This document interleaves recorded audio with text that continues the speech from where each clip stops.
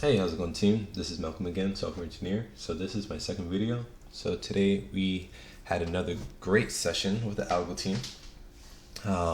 We had Sierra and Connor, two really good people. Sierra and I were able to solve the first one together. She pointed me out some cool things for me to check out and look for to make sure that my code coming forward will be really good. And for the second problem, I was definitely stumped. However, Connor was able to hold it and take it all the way to the finish line. So let's go over some of the problems. So I might try to do this one on the fly with you guys here. So I'm just going to read it and see if I could just redo it in front of you. So given a sequence of integers, return the sum of all the integers that have an even index multiplied by the integer at the last index. Index in sequence start from 0. If the sequence is empty, you should return 0. So for this one, you can start with the edge case and to make sure that if numbers here equals to 0, you could return 0. And you're able to write this all in one line with this type of syntax, but if you had multiple lines, you would have to use the curly braces. Thank you, Sierra. And we could go on to actually solving the problem. So you can make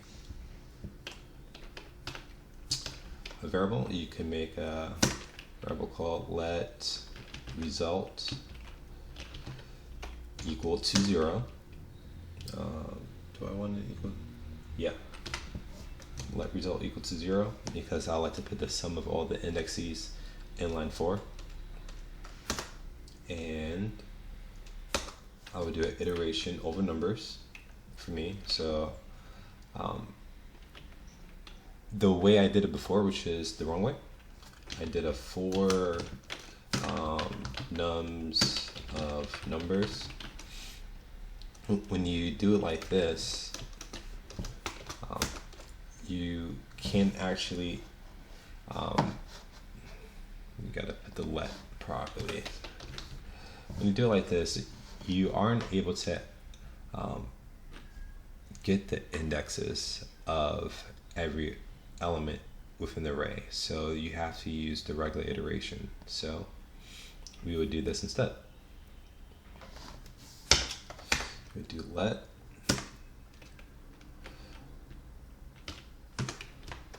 I equal to 0, semicolon, I is less than your numbers dot length, semicolon, and then a cool nifty way to do it is to grab only even indexes. So increment by 2.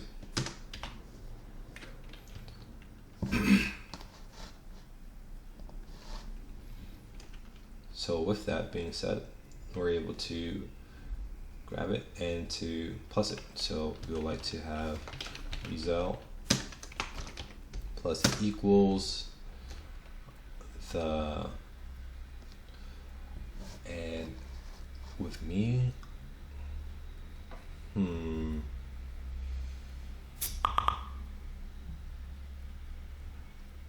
bada boom, bada boom, bada boom. Result equals plus equals. We could do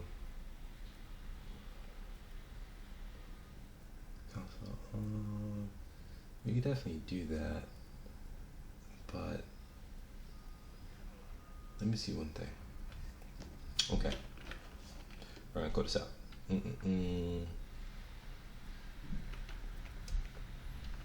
So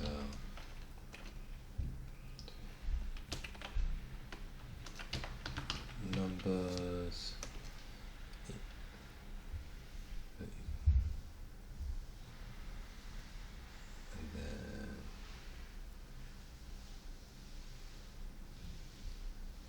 numbers of I'm gonna console log. I love the console log. So here we go, guys. Console log is a nice way to actually see what's happening underneath the hood. So just in case you can't imagine what's going on, you could just see what's going on. So down here, what I basically want is to have the 2. I want to add it to the 4 because these are both the even indexes, and then got it. Multiply by the 5. So you would have 6 times 5 equal to 30. And right now, I'm just going to do a nice console log to be able to see what I put into my result. So my result equals 6. And then I would make a nice cool way to say, hey, return result. I'm outside of the for loop, so the iterations stopped. Result times we would like to do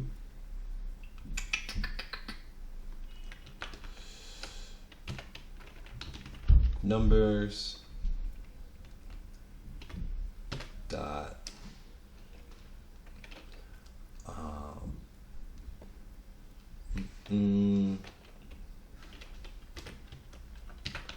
length minus 1.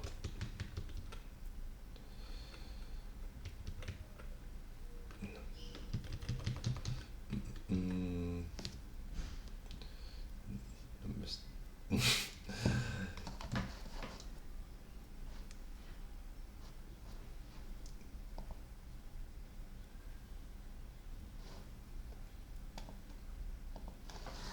Okay, this is the little tricky part for me. So right now, what I'm trying to do, I'm just trying to access the last index right here.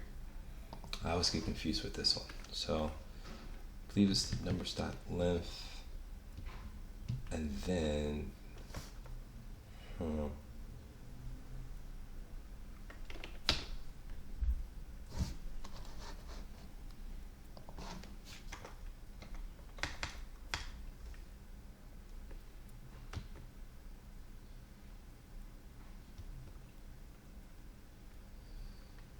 got it.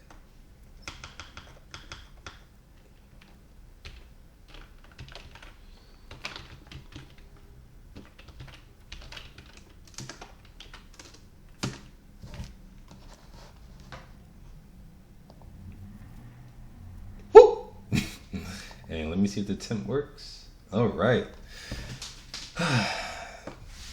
All right. So let's talk about it. So we got to work really nice and smooth on the first try. So first take Drake over here. So let's talk about it. So we had a first edge case saying that, hey, if it equals a 0, just return 1. And we don't need to go into the other conditionals that's here. If it doesn't equal a 0, let's talk. Let the result equal to 0. And then 4, we're doing the iteration over here over the whole array, and we're only incrementing the even indexes. This is why we have a plus equals right here to 2. And we're going to be putting those numbers into our results right here. The sum of these numbers here are going to be put onto line 4 of the variable result. Okay? You can take out the console log because it's no longer needed, but that was able to show me that it equaled 6 because that's what I want to do on this line right here. From there, I said, hey, let's return result and the last number of the array, which is numbers, and then I went into the array and I said I want this particular index by doing numbers of the length minus 1, which gives us the last index within the array to return the value. And I times that value with the result value to get 30. Boom. Okay, now let's go to the harder one. So the harder one was this one. Let's talk about it. So I'll read it with you guys. Input an array of integers, the output this array, but sorted in such a way that there are 2 wings. The left wing with numbers decreasing, the right wing with numbers increasing. The two wings have the same length. If the length of the array is odd, the wings around the bottom. If the length is even, the bottom is considered to be part of the right wing. Each integer L of the left wing must be a greater or equal to its counterpart R in the right wing. The difference L minus R being as small as possible. In other words, the right wing must be nearly as steep as the left wing. If you was able to understand it in one take, you guys are amazing. I had to read that definitely 3 times, a little bit more. So from there, basically what this problem is saying, if I could break it down for you, and it's even better with like the test cases, it's being able to understand your left from like your right. So how I was able to look at it was this: like you're getting an array, and then once you get an array like this, you want to be able to sort it in your head, or using like the sort function to say, hey, 79 is your first greatest number, and then what is our second? 54. So we're going to put that 54 on the right side. 35 is our second greatest. Okay, now what's the other one? We put that one over there. 25 is the greatest, and we put the 19 over there. Another example, we have an array that's random. We can sort it out, and then the sort is working like this. You have like your biggest one, 100, and then the second one is 97. And then if you want to say it like this, your third one is 93, and then your fourth one will be 92, 67, 65, and so on until you get to your bottom. And you're gonna be separating your left wing from your right wing on that bottom. So a way to do this is to be able to understand which one is your bottom, to be able to grab your bottom, and then to be able to sort from your left wing to your right wing. And that is compliments of Connor.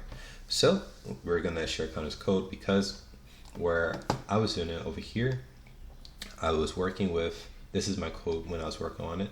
I did a couple of like rounds, but I had like the sort of sorting from your biggest to your smallest in descending order, and then I had like a result array, and I was going to have one for I, one for J, and then I was going to say, hey, for my thought process was I initially wanted to be able to have one index of like only like your even indexes, and then have like your even indexes, and then to put that within one array. But I didn't even think about putting your right ones and your odd ones in like another way to have your left wing and your right wing. So we'll share this right here. So with this problem, a good way that he tackled it was to understand like your edge cases. If there is no length, return blank, because there's nothing there. And then we're going to have our sorted variable equal to the array. We're going to sort it, and we're going to sort it in descending order, line 3. And then we're going to let the bottom equal sorted that length minus 1. This is the same exact syntax we used in our similar problem just before to grab the bottom. And then we're going to have 2 variables defined by let with our left wing as well as our right wing. And then we're going to use a for let in. So for let I and sort it. If I, the module, a 2 does not equal 0, and I does not equal the bottom right here, then we are going to unshift